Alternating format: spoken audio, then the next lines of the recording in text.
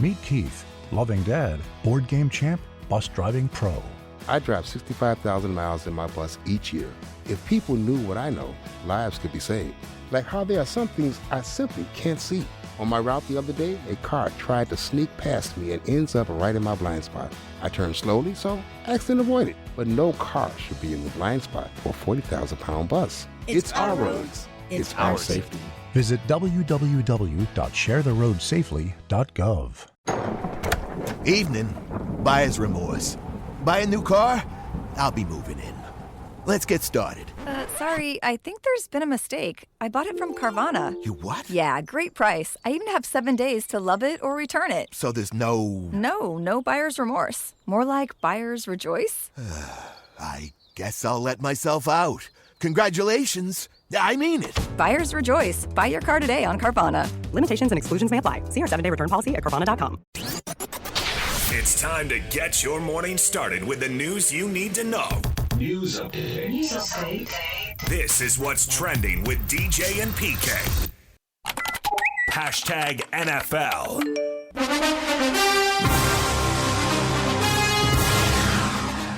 Jerry Rice or Antonio Brown? I'm taking Antonio Brown. Keep going. I don't care. Thank you guys for watching the Speakeasy. Boys out the mud. We got LaShawn McCoy. What? Bro, I'm not going to get distracted. Y'all can't. All right, that's one. Two is y'all acting like, what am I saying wrong? What can Jerry Rice do that AB can't do? Jerry Rice got, three Super Bowls? He got the Super Bowl. 22,000 yards. Bump the Super Bowl. He's got, Jerry Rice he had a like 1,000-yard receiving season at 42, bro. Like 42. Yo, Yeah, my man. And you don't think AB can do that? See, y'all talking like that because AB's career. Yes, your career makes you. LaShawn McCoy, The Take, Antonio Brown, and Jerry Rice. How would you take Antonio Brown over Jerry Rice? I thought in the GOAT conversations, Gretzky and Rice are about as settled as it gets. Maybe Muhammad Ali. And Magic. Nope, I don't think Magic's as settled as it gets. You'll go greatest point guard, or are you talking GOAT in basketball versus Jordan? Whatever you want. Okay. You're starting a new one here. Here you go. So was LaShawn McCoy. Yes, he was. And you're talking about it. So you fell into the trap. I baited you and you fell right into it. Piece of cake. Always food with you. True story. Giants quarterback Jackson Dart, the former Corner Canyon star, lauded for opting to slide during practice, something he was not big on doing last year, which is why he got hit hard and was checked for concussion symptoms on 5 different occasions. Linebacker Brian Burns said, "We've been begging him to do that for a while. I'm glad he started to practice it." Well, Riley and I had this discussion in depth. He's very loud. He tries to outshout me. I don't know why he thinks that's going right at your strength. Going to ever work. And, you know, this idea of being a leader and blah, blah, blah, blah, blah, blah, blah. Well, if you're a leader, then you're going to do it. Oh, but that's not his... Yeah, I know. He's got masculinity. He's tough. He's all these cliches, blah, blah, blah, blah, blah. But you're also a failed leader if you don't do it. And he doesn't have to prove his toughness. That's long since been proven. What he needs to prove is that you're a leader and don't do things that are stupid. That's what leaders do. They don't have to prove their toughness. It's already been proven. Prove you can stay on the field for 17 consecutive games, and then, as you get better, 18, 19, and 20 in the playoffs. I don't know that he can do that. That's two different things. If he gets steamrolled by somebody who weighs 100 pounds more than him, that's not his fault. If he gets hurt, then it'll be judged on how did the injury happen and what does it look like. Right. So I can't guarantee anybody's going to stay out on the field. You can be the toughest guy in the world, but if you have a broken leg, Cam Scadaboo had that very thing last year. Did he not prove he's tough? I mean, yes, he's proven it probably in Little League football. So injuries happen, but you don't need your quarterback being irresponsible about it. That's the most important thing. You don't need to take on linebackers because if you do, then you will not play. Don't take on anybody. Straight games. Yeah, okay. Yeah, you're right. Safeties can blow you up too. Chiefs offensive coordinator Eric Bieniemy back with the team following a 2-week absence. His wife shot allegedly by their son at the family's home in Virginia, so he had been away from camp for a couple weeks and now he's back. Dallas Cowboys lock-up star defensive tackle Quinnen Williams, 3 years, $105.9 million extension, 101 guaranteed, and a signing bonus almost $32 million. The money in the NFL just keeps getting bigger and bigger as the cap just keeps going up and up. DJ and PK. Hashtag college football. Class of 22 athletes getting an extra year of eligibility, impacting the Big 12. Arizona running back Ismail Mahdi and Max Harris have rejoined the team following the court ruling. Gotti was the Wildcats' leading rusher a year ago with 853 yards and 4 touchdowns. Harris was an all Big 12 honorable mention after finishing with 78 tackles. A couple of impact guys back, PK, for a team that we should already be keeping our eye on. Yeah, for sure. Former Raider and Saint quarterback Derek Carr joining Bob Chesney's staff at UCLA as a special advisor to the head coach. He'll work with quarterbacks and offensive strategy with the staff. DJ and PK. Hashtag NBA. My success as a team is more successful than LeBron. I got 6 rings. Okay, so then if I talk to an NBA owner, by the way, this is very helpful because realize this is very helpful because for me as a fan, I've followed this. So if I speak from an NBA standpoint, owner, and I want to find an all-around player to be my number one, you think the average owner is going to pick you or LeBron? I don't know. Got it. Okay, so that. You want individual accolades or you want championships? Because I didn't chase mine. That's Scottie Pippen comparing himself to LeBron James. I think an owner would pick LeBron James. But Scottie. That's bold right there, big guy. Yeah. Well, he was the number 2 guy on 6 championship teams, and when he was the number 1 guy, Houston and Portland came up short. So, there you go. So did the Bulls. Yeah, in the 2 years, right. In the 2 years he was gone. Well, if you're going to use his argument, then I guess you'd go Robert Horry. He's got 7. Opening night of the NBA season, all set. October 20th. Triple header. Pistons and Celtics. Sixers and Knicks. Thunder and Spurs. You like your triple header there, PK? Those matchups? Yeah, it's fun. Good enough? They all play 82. Christmas Day, Spurs and Knicks. Heat and Celtics. Sixers and Lakers. Thunder and Wolves. And then the Nuggets and the Warriors. I don't know why Christmas Day is such a big deal. I got other things to do. Christmas Day. Like, wow. Christmas Day. As far as sports go, it's another day. They all play 82. Why is that day any bigger than any other day? There's 5 games, all national TV, and people are free to watch them.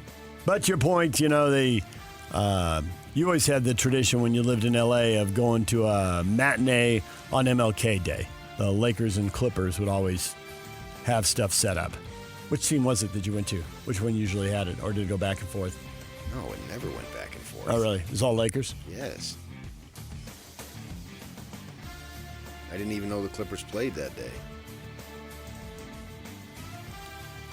Demetrius Giannakopoulos, the Greek businessman who owns the Panathinaikos basketball club in Athens, said he made a proposal to the Nuggets to buy Nikola Jokic out of the final season's current NBA contract, and he believes he can sign Jokic away next summer.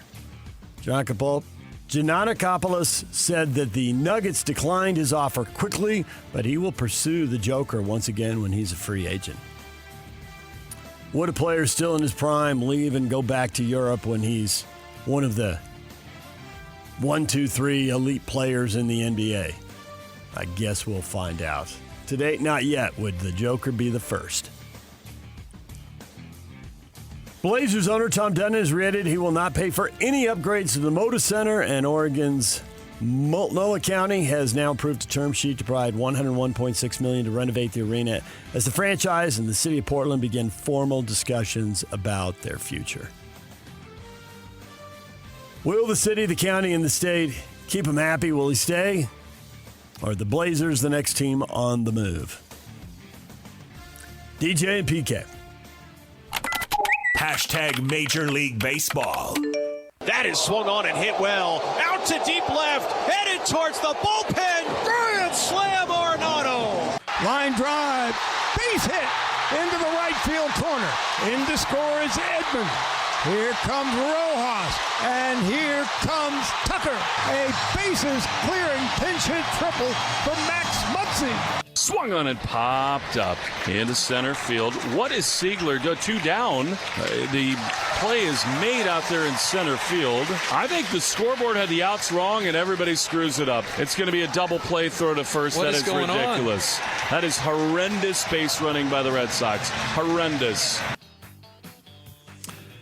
It was a 16-minute delay to sort it out. The scoreboard said there were 2 outs. There was only 1. They ran into the double play, but they got a run out of it. Their only run of the game nonetheless. Anthony Siegler scoring from third base. It didn't tag up, but by the time they appealed it, they crossed the baselines, and you can't go back and appeal at that point. So everybody was confused, and the Red Sox got a run, and in the end, the Jays won the game anyway.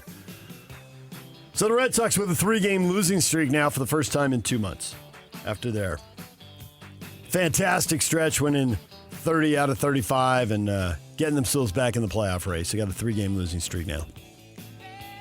Do you know that rule? Oh, yeah, I studied it. There's nothing I don't know about baseball. That's why I asked you. There's a lot you know about baseball. But there might be something that escaped your knowledge. That's why I told you. I'm not sure you're telling the truth. But down at BYU yesterday, I got a compliment from both of you guys. It said, gentleman that's down there doing work in the BYU said he appreciates you guys talk as much baseball as you do. Well, I have to bring him around.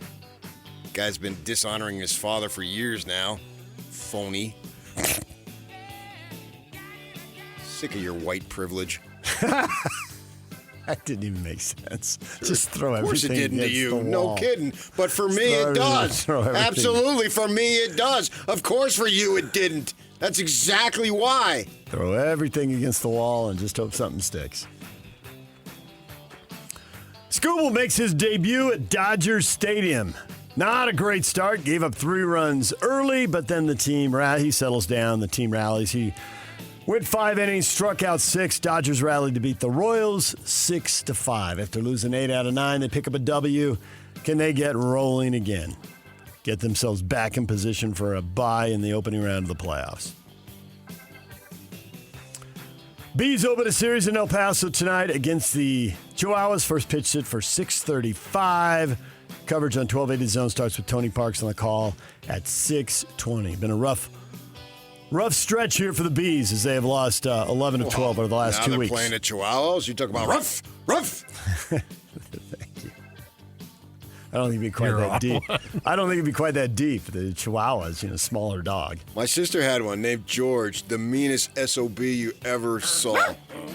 That a little higher. That was good. I like that. Yeah. Yeah, and she would go out of town, and I'd have to watch them. She had 2 dogs. She had a German Shepherd named Blue, and the Chihuahua named George. And I loved Blue, and I hated George. Did you really? Why did you hate George? Because he was so freaking mean. Okay. Like, you're supposed to have a dog you can mess around with him. Mm-hmm. George, you stay away from me at all times. Little dog syndrome. I mean, that guy. And she didn't want him to leave in the bedroom. And then when I'd be over there and have time to go, I couldn't get him out of the bedroom. So I had to have a friend of mine come with me. And then he would be in the hallway. I'd go outside, ring the door, and then George would go sprinting towards the door, barking like outstanding. And then my friend would shut the door.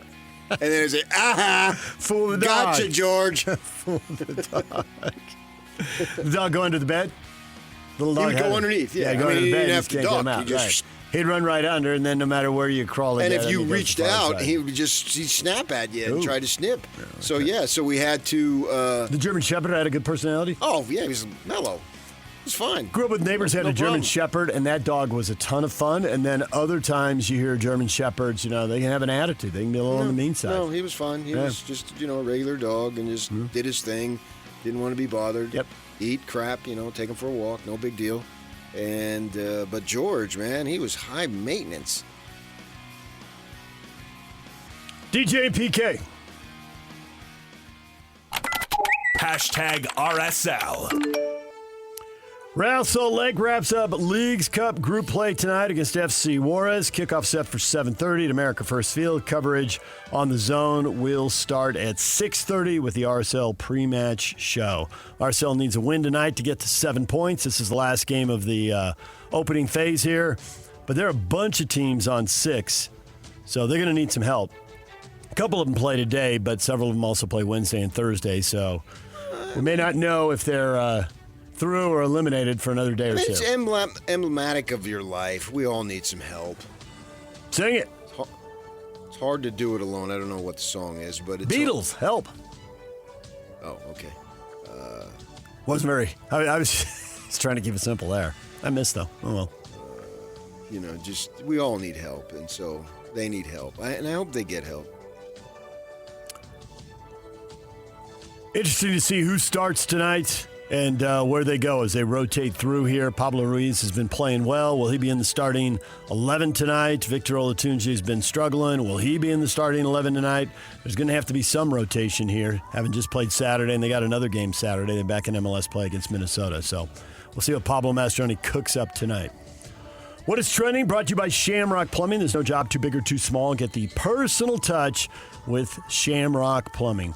Cougar fans, Mitch Harper, BYU insider for KSL Sports, joins us coming up at 8:30. We'll get his thoughts on everything that happened over the weekend and who he's been able to talk to and what he knows and what he suspects. We'll talk with him at 8:30. Tim Brando, Fox Sports college football insider and basketball broadcaster, at 9 o'clock. He's put out his list, his dirty dozen. Who's going to the playoffs? Tim always has a million thoughts on expanding the playoffs. Now we got this new proposal possibility. I don't know if it'll even get off the ground here, teams? But 20 teams, but it's 16, but it's 4 to play in. We're not going to 20. We're going to 16 with 4 playing games, trying to get around some language that would force ESPN to send the thing, let the thing go back out to bid and shorten the contract, and they don't want to do that. So we'll talk with Tim Brando coming up at 9 o'clock. The question of the day is next. Why? We'll get to that right after the break. Stay with us.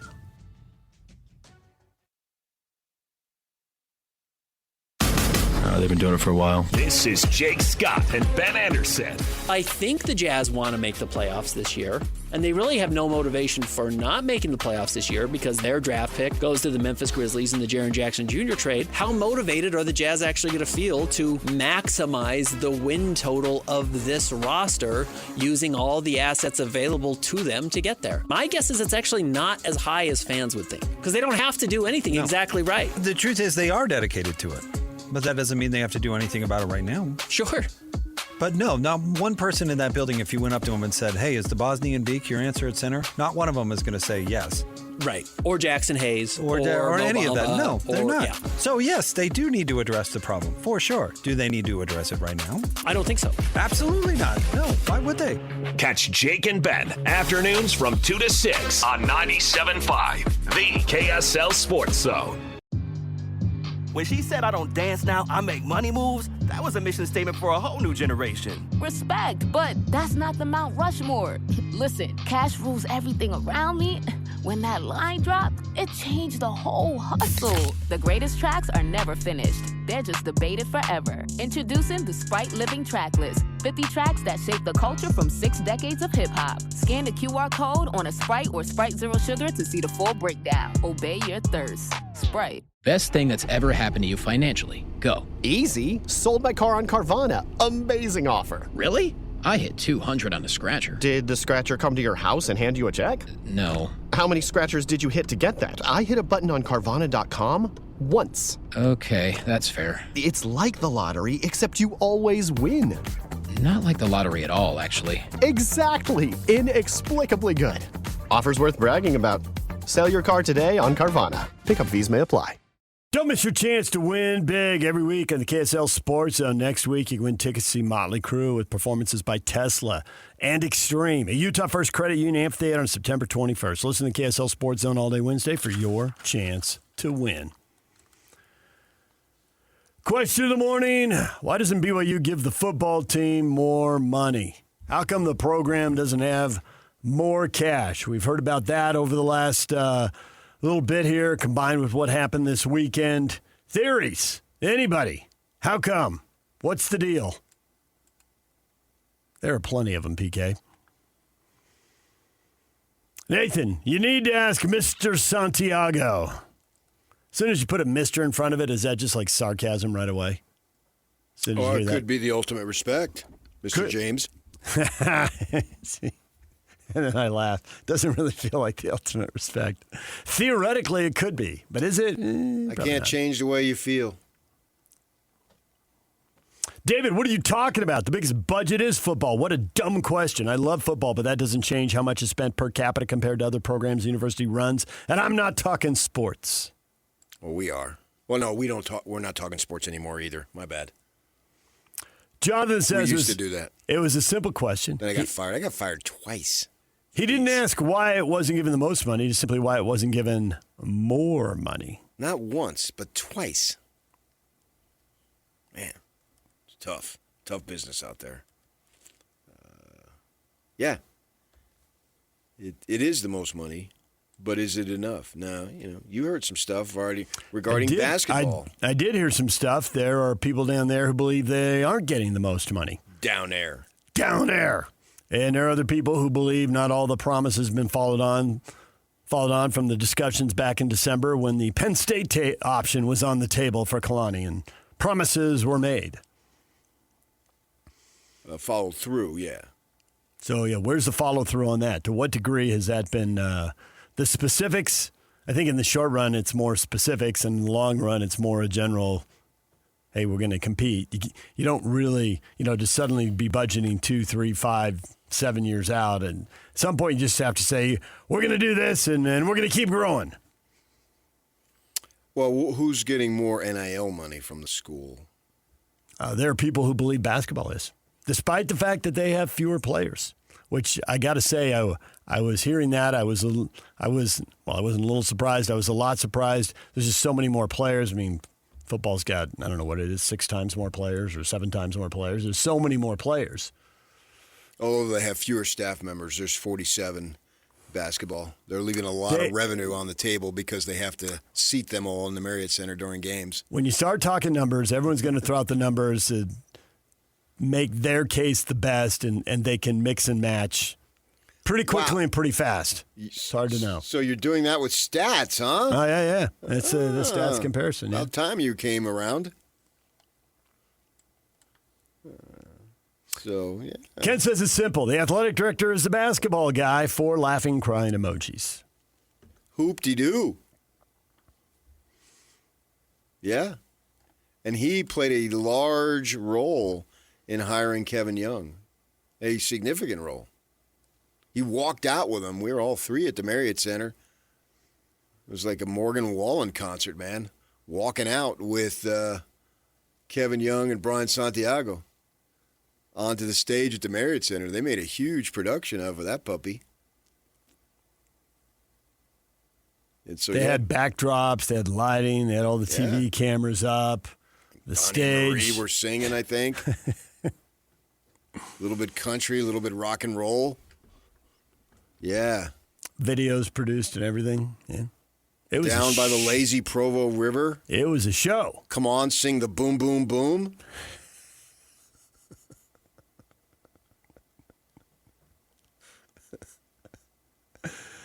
I love it when the 7 a.m. viewers get a glimpse of 9 a.m. PK.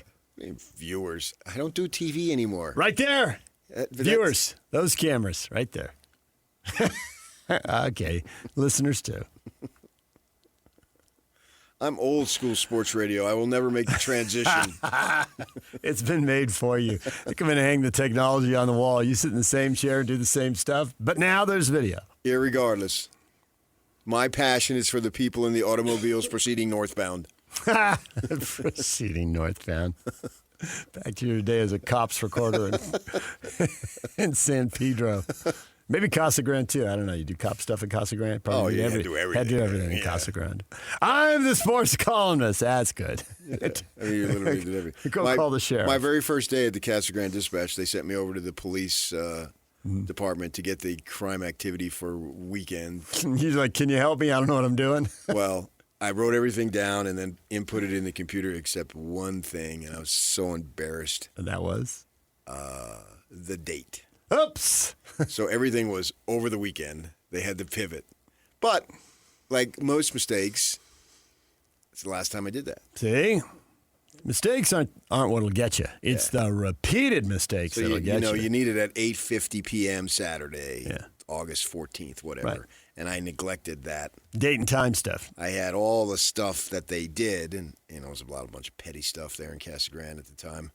And so, my first time, and the city editor, who became a big-time columnist for the Cincinnati Enquirer, what's the dates on this?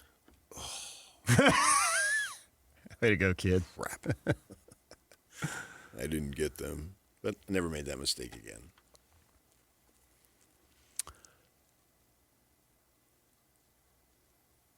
Nathan says you need to ask Mr. Santiago, but Josh responded to him. It goes above Santiago. It really does, yeah. Cam says, I'm not a huge Santiago guy, but let's not pretend this hasn't been the case for decades. Kalani even said it was the same issue with the last 3 head coaches. Yeah, I mean, it does go. Which is, that's back to Lavelle. That's back to the early 70s. They've got a power structure and a line of command, and they're big on the lines of command, and you have to follow them and blah, blah, blah, all that stuff. And that's what it was, and that's what it is. And probably what it'll continue to be. And then they put somebody in between who may or may not have a clue about sports, but Yahoo, man, he wants to be in on sports. And then his opinion counts even if it shouldn't. I'm not saying this one here does or doesn't, and it shouldn't, but I'm just saying this is something we've heard from multiple athletic directors over multiple decades, and they've been referencing multiple people. Right, and that's what they choose to do. So most schools don't. Most athletic directors report directly to the president. There's no go-between. In the case of Tommy Lloyd as a basketball coach, he doesn't even report to the athletic director. He reports directly to the president. Down at the U of A, you got that going on there. Yeah, I mean, reputable. I'm very confident in saying the source thing, if you want it, that Brian was okay with Kalani leaving. He was, and others got in there and changed it, and he ended up staying. That's where I think part of the problem is. Kalani has leverage, but I'm not sure he's willing to really, really use it. And I think they know that. He does not want to leave. Kevin Young can dally with NBA teams all he wants. He's not a BYU guy. He's not. Steve Cleveland was not a BYU guy. And Fresno State threw way more at him. He left. Bronco was not a BYU guy. And Virginia threw way more at him, and he left. And it's different if that's your alma mater and you've been on campus for decades. Or you're from the community. And you're from the community, and you've got family, extended family, friends who are all around the program. Yeah. And we've seen that with multiple people. Yeah. I mean, Juddy was so embedded here, he never wanted to leave the community. There were people for his career said, you should, and he didn't want to, and he didn't want to move his kids out of school, and he's got siblings, and didn't live far from his mom when she was alive, and he stayed. And so he was just Utah, BYU, men's basketball, women's basketball. He did not want to go. And if she was buried at that cemetery over by Olympus High, he didn't live far from her when she was gone, too. That would be true, too. Yeah. So you got that going on, and I don't think he really wants to leave. And he can talk about it, and as he should. But I think they know that, and I think deep down that he has the leverage with the Penn State offer, but was he really going to take it? Now, you listen to the assistant coaches, and some of them say, yeah, my thought was I'd be leaving. I would be going with him. I mean, that's been told to me. But, in the end, it didn't happen. And Kevin, who knows how long he's going to be here. And Brian is a basketball guy. He's got to shake that. He was over basketball. The coaches there reported to him. That's a fact. And you can say, as we talked about, he pushed Judd out and said it was retirement. They didn't think he had the energy to go into the Big 12. And they hired somebody who, by their own account, failed. Not by my account. I don't care. They made another change. Yeah. So that didn't work. That was not a good move. clearly. Was she there 2 years, 3 years? And they made the change. And we'll never know what Jeff could have done into the Big 12. He wasn't given the opportunity. So you got that going on there. And his personality is he's tried. But I think that the problem here, if it is a problem, but it's more of a, I'll say, situation, is that, he's worked hard, I can tell you. He's worked hard to be a leader that leads by example and is... We're talking about Santiago here? Yeah, and is that people want to follow and is not as viewed as abrasive as he was. But the problem or situation is so many of those folks are still there when it was before. And so they're remembering interactions with him from 3 years ago or 5 years ago or whatever. I mean, he's been there. He's been there probably 20, right? 20? Or was it even longer? On the campus or in the department? In the administration. Oh, yeah. I mean, he came with Cleveland, so he's been there 30 years. Right. But I'm just thinking a lot of people in the sports didn't interact with him in those first few years. Probably he didn't have that kind of role. No, it was basically administrative assistant. Right. But by the time Cleveland leaves. Yeah, for sure. Yeah. Yeah. And that's a fact. I mean, I woke up this morning to a scathing email about him from a former employee. Yeah. I'm not surprised. You've heard stuff like that before. I've heard stuff like that before. Jake Hatch has heard stuff like that before. And I thought that the email was coming. I thought it was coming last night, actually. Oh, really? Yeah. You expected to hear from that person? Yes. And then I go to bed around 10 o'clock. A lot of people stay up later than that. But I try to be, unless the Jazz are playing or something, or the hockey or whatever, I try to be in the sack by 10. And sure enough, when I woke up this morning, check, see what's going on. There's the email. Yeah, and it was scathing. There's no other way around it. I mean, I don't take any pleasure but saying it, but I'm just trying to report. But I'm also trying to report it as balanced as possible because it's so easy to dump on Brian Santiago. Very, very easy to do. He wasn't universally beloved and isn't universally beloved, so let's just dump on him. So is there someone, because there are so many people in the chain of command, is there someone who can get in the room and says, okay, put all the feelings over there, put all that. The program was promised money, and what time frame, what were they promised it? How much were they promised? What were they promised for? Are they getting it? If not, how quickly can they get it? Because that's what's going to help the program win. I mean, that's the bottom line. I mean, it's not the sole thing, but exclusive answer. You've got to have the NIL money to compete with Texas Tech, and you've got to have the money to retain coaches and all that. Yeah. And they did a pretty good job of retaining people and coaches now. Because that's two different things. Yes. The coaching staff loves working for Kalani. We have heard that over and over. Yes. Coaches had multiple opportunities to leave, and they did not. 2 left to go to Michigan. Well, others had high-profile offers, position coaches, and they chose to stay. Jay Hill wasn't the only coordinator who could have left. We'll leave it at that. And they chose to stay. So that's 2 different things there. This is about, I think when he speaks for the resources, Kalani, it's about that for the program and what they need. And they openly would tell you, if you have relationships with them, and I said this last year, that their NIL budget was equal to Texas Tech's defensive line. And now you got other guys, other programs that are raising. Dillingham talks about this all the time. It's not about catching up, because you can't catch up. If your mindset is to catch up, you will be behind all the time because the bag keeps moving. Right. You got Kyle talks about this weekly practically.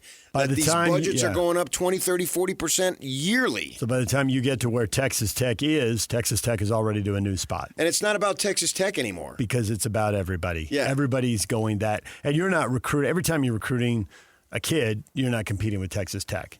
You're competing with fill-in-the-blank school. I think it's understood that no one's catching Texas Tech. It's what I spoke about 18 months ago when guys were telling me this, and my fear was Texas Tech was just going to dominate because of the money. And when the second after they lost officially against Oregon, what's his face there? Cody says we're going to double down. On the field, they're not even in the locker room yet. So you have to basically put them aside. Now you have to compete with the other 14 schools. So they're, as much as we're looking at this season, they're obviously already recruiting high school kids they're going to sign in December. So they're already worried about the money for next year. And do they have it, even though they retain people, and that's a positive, and they retain players and all that, do they have the money they need for the kids they're recruiting right now who are going to sign in 27 and be freshmen? Yeah, I think it's for 28 and 29, actually, by now. Those kids already made their commitments. So talking to the junior class next. They keep coming. Yeah, it never stops.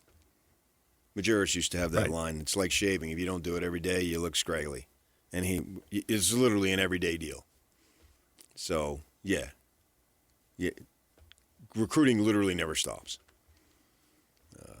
So I've been golfing with coaches, and, I got to take this call because it's a recruit.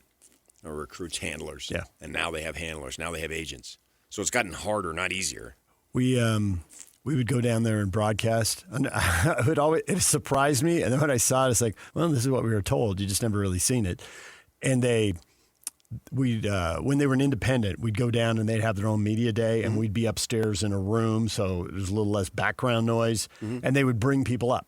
And multiple people were doing it. At one point, they brought two coaches at the same time.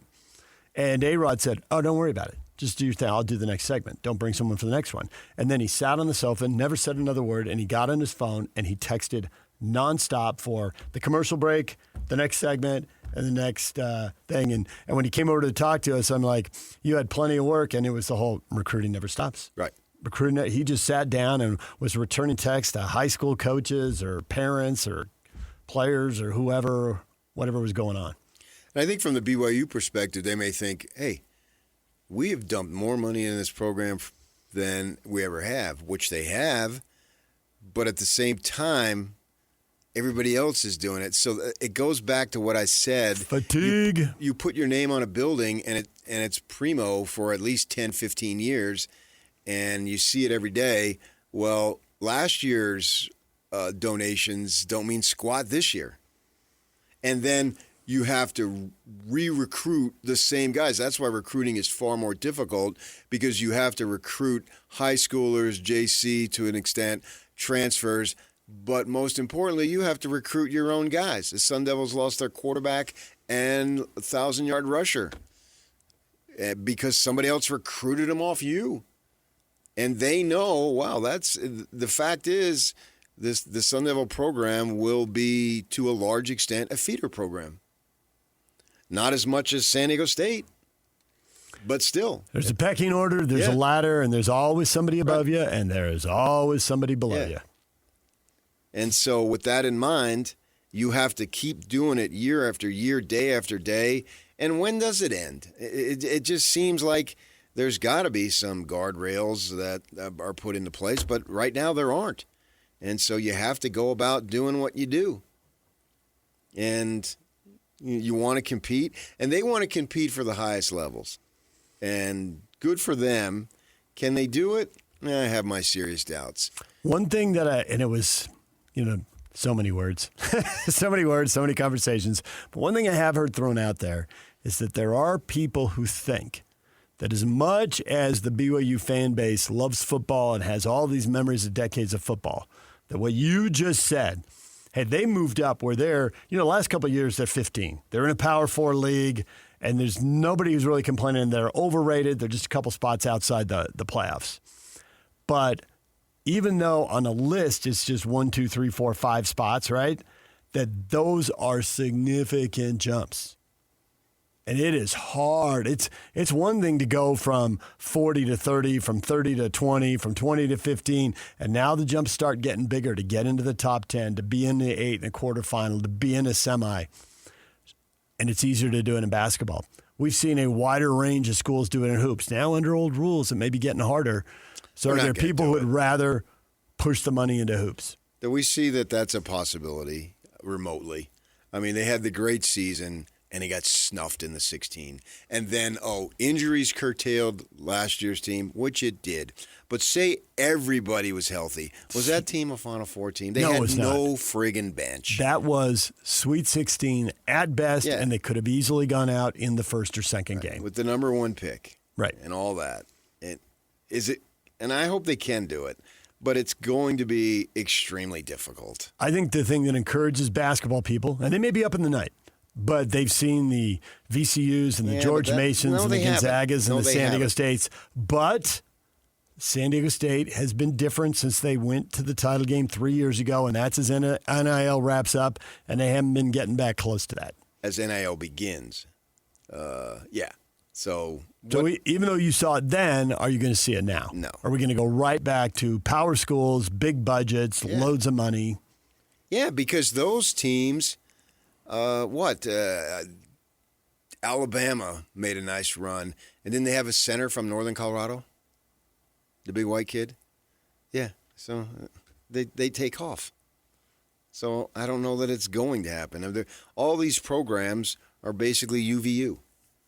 And UVU embraces what they are, as they should. Yep. Todd Phillips is I don't want to say a genius, but he's so shrewd in doing it. Here's what we can offer you, and we can give you starter salary. You can give you entry-level money, and then you blow up here. We play a pretty good level of basketball, and then you go on, and that's just the standard.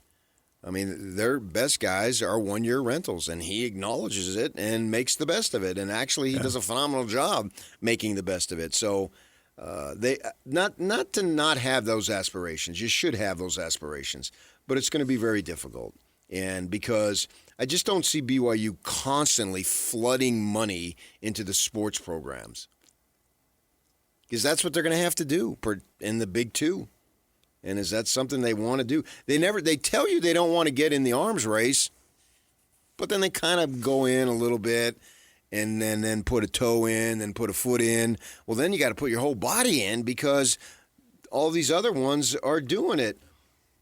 And, Dillingham talks about it all the time, and they got somebody to donate $10 million. And then I see a picture of him on social media standing right there in practice. He gets to be somebody. Access, baby. Yeah. Access to the spotlight. Right.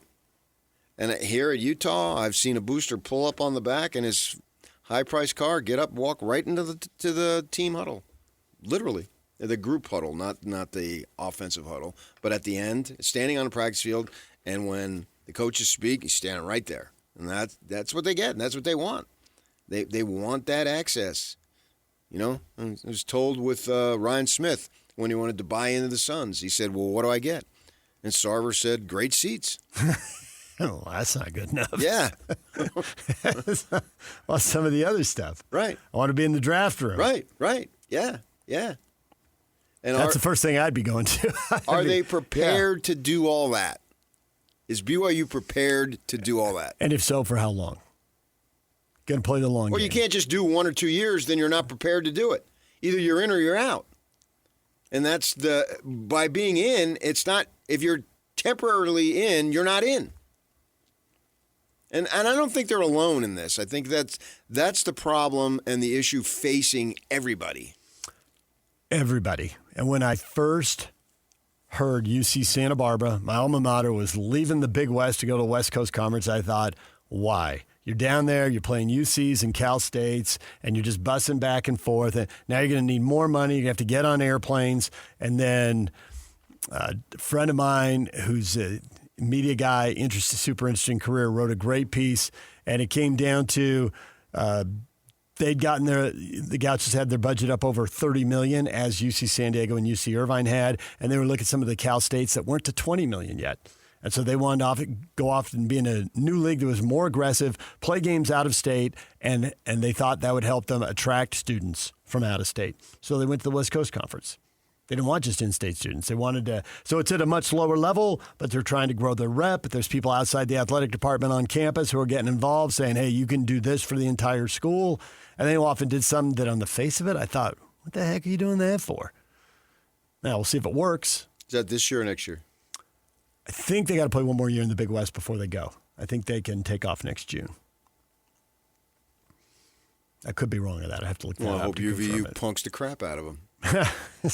I did think they're going to be coming to Orem, and then they're like, nope, no, they're not.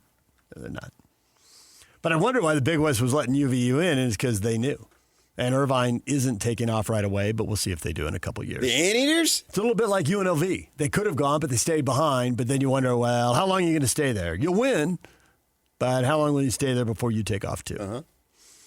All right, DJ and PK, it's 97.5, the KSL Sports Zone. It just goes to your point. It's happening everywhere at every level, right? There's ACC teams thinking about the Big Ten. There's a Big 12. You got teams in the American thinking, Memphis is like, they offered to buy their way into the Big 12 a few years ago. So it doesn't matter what level you go to.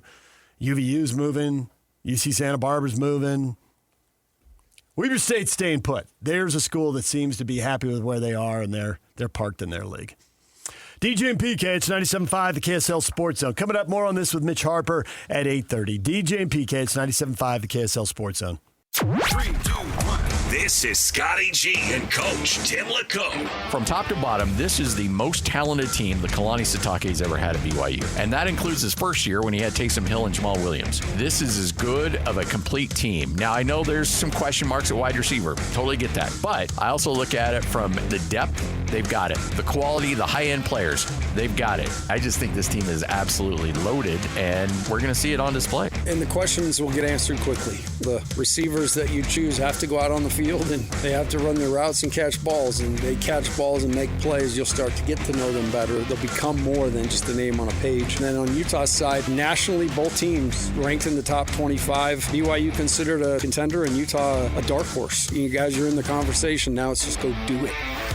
Catch Scotty G and Coach weekdays from 10 to 2. Presented by Mountain Land Supply on 97.5, the KSL Sports Zone.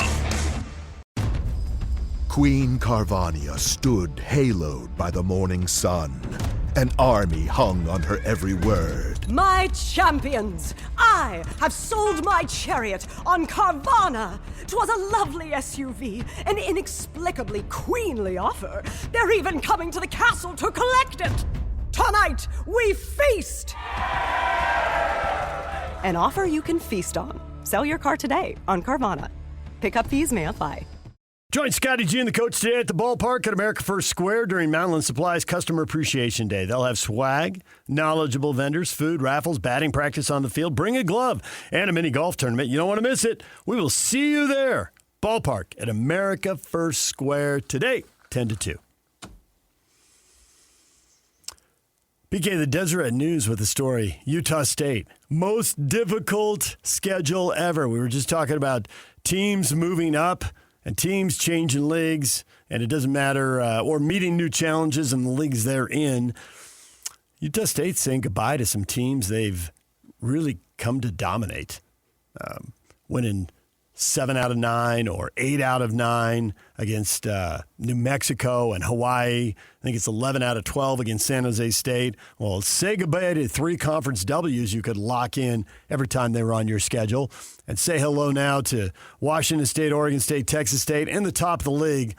It was always a battle playing Boise State and San Diego and Fresno, and they're coming with you. So you buying that? Toughest schedule ever? Well, I don't know what they scheduled in the 60s, so I have no idea. I can't speak to that. I was not paying attention to Utah State in the 60s and 70s and 80s, so I don't know. But if you want to make it, since I've been here, but I'd have to go through the independent schedule because those are tough to figure out. So I don't know, but I don't need the word ever in there to discuss their schedule. And if you argue that it's tougher than it has been in recent years, fine. Yeah, okay, well. There you go. But they're not the only ones, because if they've been beating up on them, so has San Diego State and Fresno State and Boise State and on down the line. Right. Yeah. So they're all feasting on these teams. A little bit a bit of a wash and a push. So everybody's got to up their game. Yeah, right. Which is, from a fan perspective, great. I want to see good football. I want to see exciting plays and not a bunch of blowouts. I want to see Utah State win, obviously, and it's going to be harder, but okay. And that just means it's going to mean more when you get the job done, and you're going to attract a better level of talent too.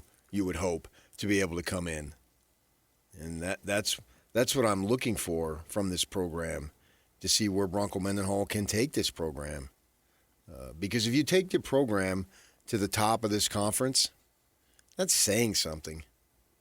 Because this is not chopped liver by any stretch.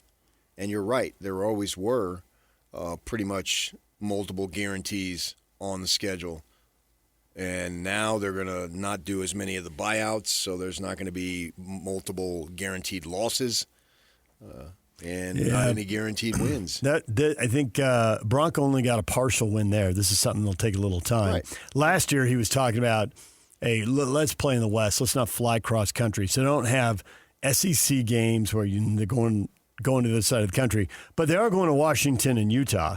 And they can certainly lose both those games and get beat up pretty good in the process. It does seem, looking at their schedule, they ought to be 2-2 in September. They ought to be 2-2 when they go into conference, which starts October 3rd at Boise State. That's it. Idaho State and Troy at home. They should win. At Utah and at Washington, you'd expect them to lose. So we'll see what happens, but odds are 2-2. Pretty good odds on that. So I guess if you're going to toughest schedule ever, hey, it's tougher when you're flying off to play cross country. Yeah, I don't care about that's just some sports radio talking point ever. What difference does it make? Is if it's the second toughest? That stuff doesn't really work for me. So I'm interested to see what level Bronco can do in terms of improving the program. That's what matters. What has he been able to do from year 1 to year 2 and then on subsequent years? His track record is pretty good of doing that. Can he do it again here? And obviously he's going to have to in order to be successful. They had an okay first season considering where they were the year before. It's the same thing as he had BYU. It's literally the same thing. The names have changed, but the principle and the point is the same. You take a program, BYU's we can argue was worse. Utah State the year before. And they've had all sorts of upheaval in the athletic department. Can they settle that down and get some level of consistency going here? And Bronco is about as consistent as they could possibly come. So we'll see how that plays out. But yeah, they're going to have to ball up, basically. Yeah, no doubt about it. And I'm really curious to see where this program could go, because the opportunity is here to take it to places that it hasn't been and really have some decent level of stability and knowing, hey, Utah State, that's a quality program year in, year out, and I'm expecting them to compete top third type thing. Can they get to that level? They're not there yet, I don't think. In my mind, they're not. Can they get to that level? That remains to be seen. At Washington, at Utah, at Boise State, and then they've got this 12th game to be determined, which I think right now Boise State's penciled in. We'll see if that holds up. 6-6 could be some heavy lifting to get bowl eligible this year. New offensive coordinator, new quarterback, just plenty of changes up there in Logan. We'll talk to Bronco as the season progresses. Right now, we're going to take a break. Coming up, 8 o'clock hour to 8:30, we're talking with Mitch Harper, BYU insider for KSL Sports. Tim Brando, Fox Sports, college football and basketball broadcaster at 9 o'clock. Stay with us right here on The Zone. Best thing that's ever happened to you financially. Go. Easy. Sold my car on Carvana. Amazing offer. Really? I hit 200 on the scratcher. Did the scratcher come to your house and hand you a check? No. How many scratchers did you hit to get that? I hit a button on Carvana.com once. Okay, that's fair. It's like the lottery, except you always win. Not like the lottery at all, actually. Exactly. Inexplicably good. Offers worth bragging about. Sell your car today on Carvana. Pickup fees may apply.